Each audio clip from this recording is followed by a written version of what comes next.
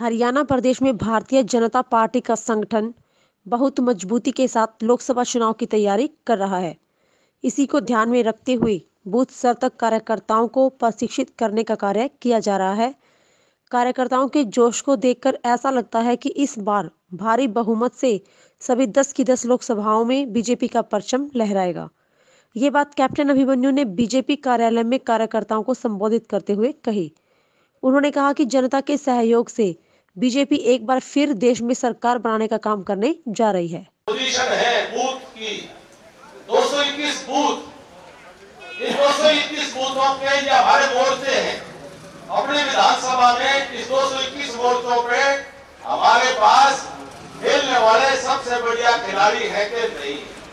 तो ऊपर ये एक ऐसी योजना बनाई कि हमारा हर बूथ के ऊपर बूथ का अध्यक्ष और बूथ के अध्यक्ष के साथ उसकी बूथ उपाध्यक्ष और उसकी टीम पूरी पड़े। बूथ के ऊपर की रचना तो आदरणीय वीर कुमार जी ने बता दी। बूथ के ऊपर की रचना है कि भाई 4-5 बूथ का एक ग्रुप बना दिया, उसका नाम कर दिया शक्ति केंद्र। ये बीजेपी की पावर सेंटर है। ये शक्ति केंद्र पर 2 आदमी होंगे, एक पालक और एक प्रमुख। प्रमुख होगा जो काम करेगा, पालक होगा जो उसकी संभाल करेगा। यानी कि जो सीट इस तरह से जो उम्र में अनुभवी है, काम करने वाला प्रमुख होगा, उसके ऊपर उसको संभालने वाला पालक होगा। तो शक्ति केंद्र के भी आपने सारे बना लिए। शक्ति केंद्रों के ऊपर मंडल है। ये पार्टी ये किसी एक परिवार की नहीं है, किसी एक जात बिरादरी की नहीं है, किसी एक स्टेट की, किसी एक इलाके की नहीं है।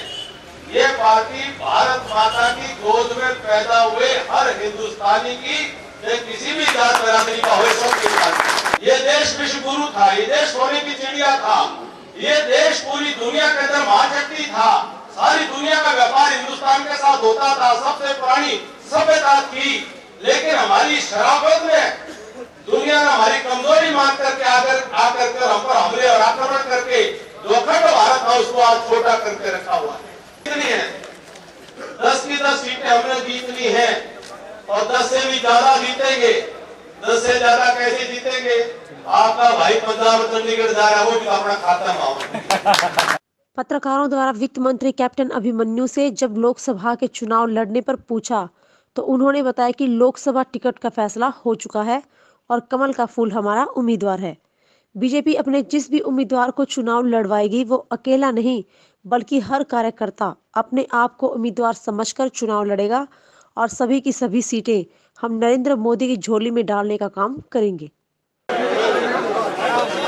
हरियाणा प्रदेश में भारतीय जनता पार्टी का संगठन बहुत मजबूती के साथ लोकसभा के चुनाव की तैयारी कर रहा है और बूथ स्तर तक कार्यकर्ताओं को प्रशिक्षित करने का काम हो रहा है। और लगातार भारतीय जनता पार्टी इस देश में फिर से नरेंद्र मोदी जी के नेतृत्व में एनडीए की सरकार बनाने में सफल हो, जहां एक और हिंदुस्तान के आम आवाम ने यह निर्णय कर लिया है। भारतीय जनता पार्टी का कार्यकर्ता भी अपने आप को भारत माता का सच्चा सिपाही मान करके, सेवक मान करके इस महासमर में अपनी भूमिका निभाने के लिए तत्पर और तैयार है। उसी कड़ी में हरियाणा प्रदेश की हिसार लोकसभा की नारनौल विधानसभा क्षेत्र के बूथ स्तर तक के कार्यकर्ताओं का आज यहाँ पर एक बैठक, एक सम्मेलन आयोजित हुआ, जिसमें हरियाणा प्रदेश के हमारे वरिष्ठ नेता लोकसभा हिसार के प्रभारी श्रीमान वीर कुमार यादव जी, दिनेश गोयल जी, श्रीमान ब्रह्मदेव शाड़वा जी जो जिला परिषद चेयरमैन और अन्य सभी वरिष्ठ नेताओं ने यहाँ पर शिरकत की। और कार्यकर्ताओं के अंदर उत्साह देखने को मिल रहा है। जनता के अंदर एक अलग प्रकार की लहर दिखाई दे रही है।